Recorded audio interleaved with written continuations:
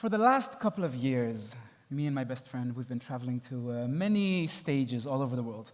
And we've been sharing our stories. We've performed in museums and theaters, often performing for adults, but not always. Yeah, sometimes we also perform to teenagers, and we always like to start in a playful manner. We tell them that one of us is Israeli and the other one is Iranian, and we ask them who is who.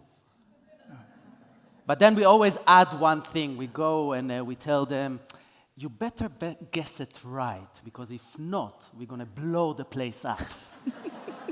It's true. We even did it today. We went to some of the people that we met outside, and we asked them the same question.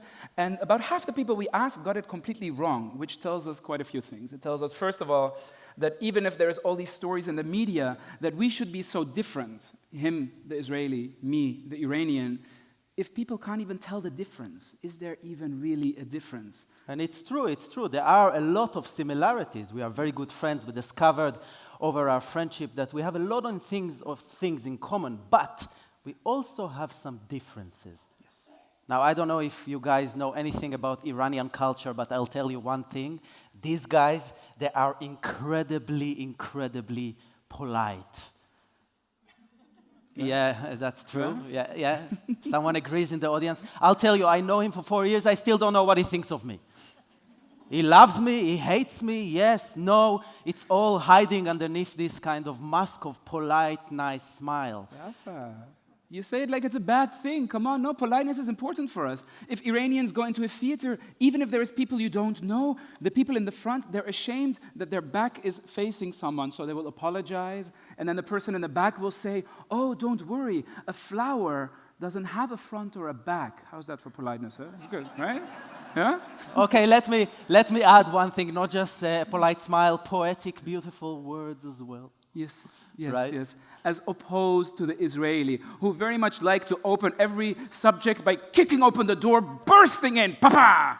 You know? No, not for us. We like to create some kind of stage for communication, friendliness, kindness. Friendliness, huh? Yes. You know what my grandmother would say about this kind of friendliness? Tell me. I'll tell you. A friend with everyone is a friend with no one. Did you hear that? They agree with me. Really? Yeah? Well, you know what my grandmother would say to them? Friendship can have all directions. It's animosity that has a very clear direction. Huh? You hear that? Huh? Well, you know what my grandmother would say about this? True friends, they stab you in the front, not in the back. Huh? But my friend, a flower doesn't have a front or a back. Yeah? I let him win. Okay. So similarities and differences. But if our work would stop there with the stories that we tell, only on that surface level of identity, it would be quite superficial. No, we like to go deeper with it.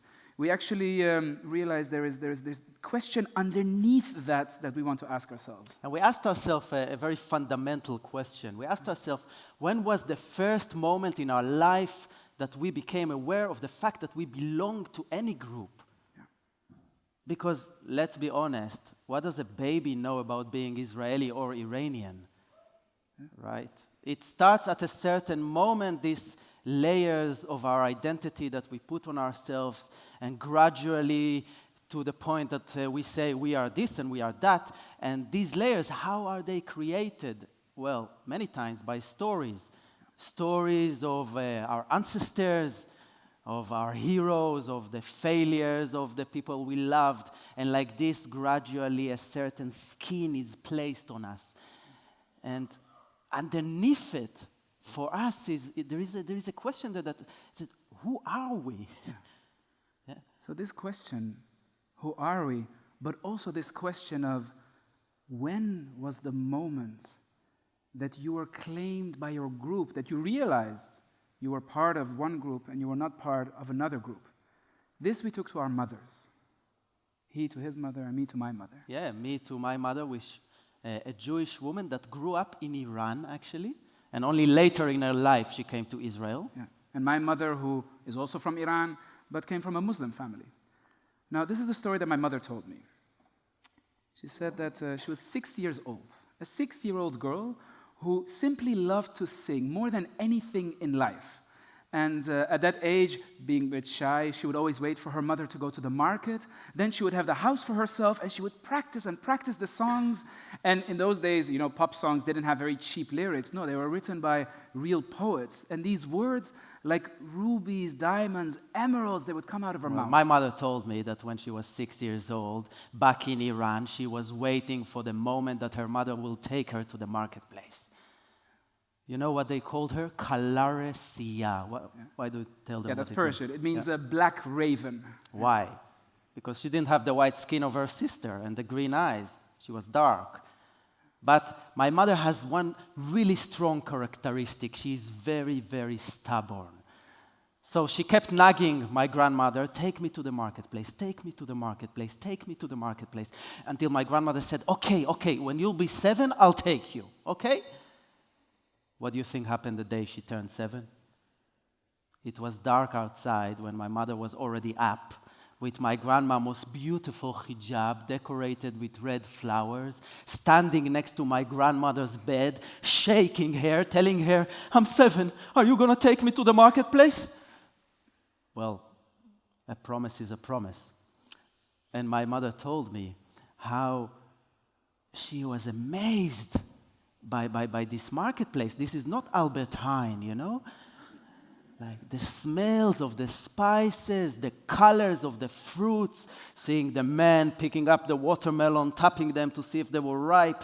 And my mother, she was so excited, she ran forward and she found herself in front of a vegetable stall. And there, in front of her eyes, she saw this big, fat, black aubergine. And she reached out to touch it. And she will never forget what her mother told her then. My mother will never forget what her mother told her when she came back from the market. You remember the 6-year-old girl who loved to sing?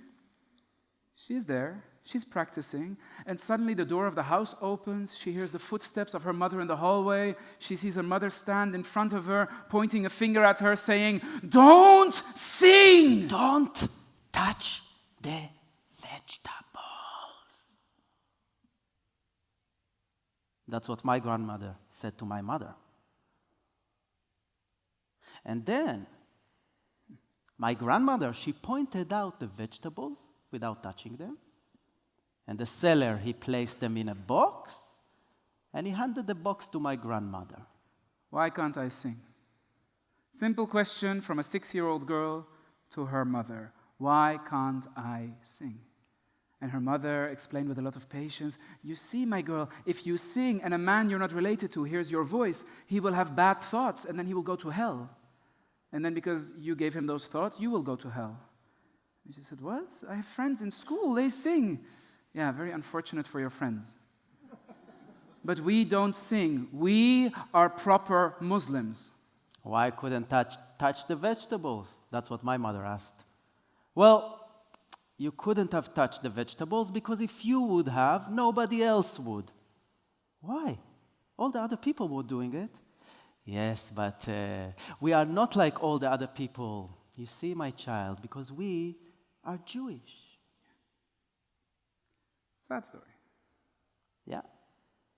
Bit of a sad story. Yeah. Well, it is a narrative that was told a long time ago, and it's a narrative that took these two girls who could have been friends and separated them. But you see, our generation, us, we work with these narratives. They're our bread and butter. We look for them, we ask them to be told, we dive into them, we ask other people to tell their stories so that we understand who we are and who they are and what are the layers that are put upon us. And a lot of this we do also in our school, the Mezrab storytelling school. So in a way, the narrative brings us together. But not just us, also our mothers. And this is funny because I moved to Amsterdam and my mother came to visit me a year ago. And when she came, I told her, hey, I want you to meet my best friend. So we went to visit this guy in his little Iranian flat in the west of Amsterdam. And from the first moment my mother entered that house, I saw a child. The carpets, looking at the walls, as if she is remembering a world she had forgotten. And she was sitting on the couch, and then his mother came and sat in front of her. And And at they took that her moment, yes, she took her hand. And at that moment, my mother started speaking in Farsi. I didn't understand the word, but it looked wonderful.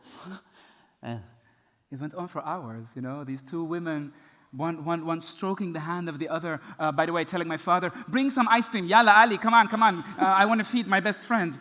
And they were together like this, you know, after all these years. now, I don't know, maybe some of you would think, these guys, they're storytellers, they're exaggerating. It was a sad story, they wanted to end it in a positive note. It's not true. No. Well, especially for you, Yes. we brought a proof. Come on, Rafa, stand over here. Yes. Here you see them. The one time that they met in our house, my mother and his mother. Ladies and gentlemen, the power of story. Thank you very much. Thank you. Thank you.